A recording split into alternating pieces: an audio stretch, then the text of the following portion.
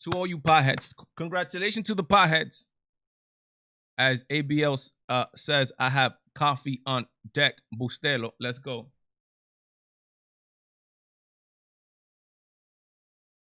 Potheads rejoice.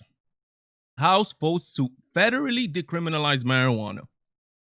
Let's read a little bit and then I'm going to give you my opinion.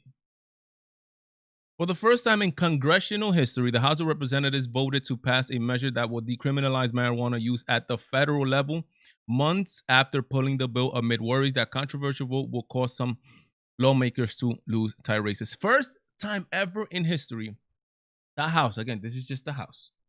I guess it's just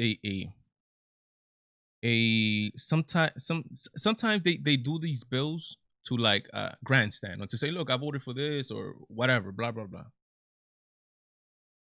This is not a movement that's being talked by the president or the Senate. So, I mean, it's just kind of like dead in its water, right? But the House passed it. First time ever. So this is what happens, right? These movements start and they keep getting traction and they keep getting traction. Next thing you know, the Senate is talking about it and they pass a measure. Next thing you know, the president, next thing you know, is law. Who voted? Look what voted. The vote passed 228 to 164, mostly down party lines, with just 5 Republicans voting in favor. So 5 Republicans voted in decriminalizing and 6 Democrats voted to oppose. Let me tell you the official stance of the Valentine show on marijuana. 110% and emphatically adamant against recreational marijuana, but 110% approval of the medical use of marijuana. 100%. So I'm half and half. We can't be decriminalizing marijuana. We cannot be doing this.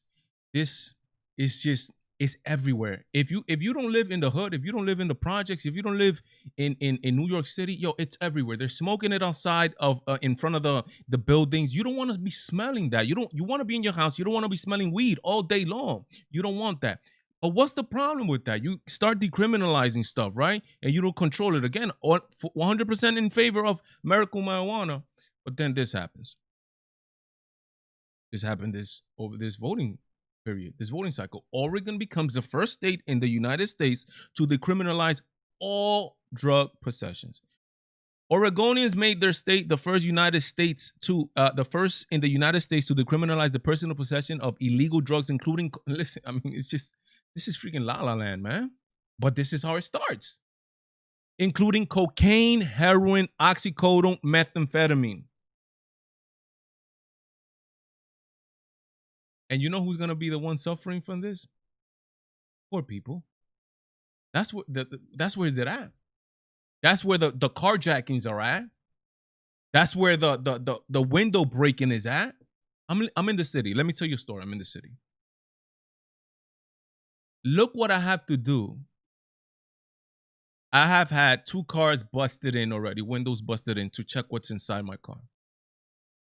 So I developed this technique. What I do, I leave the glove compartment open. I leave all the windows of any type of things open, right? Compartments in the car open. I leave them all open. Sometimes in the middle, I leave it a little bit trashy. That way, it gives off the impression that somebody was in the car already. That way, they don't break my car.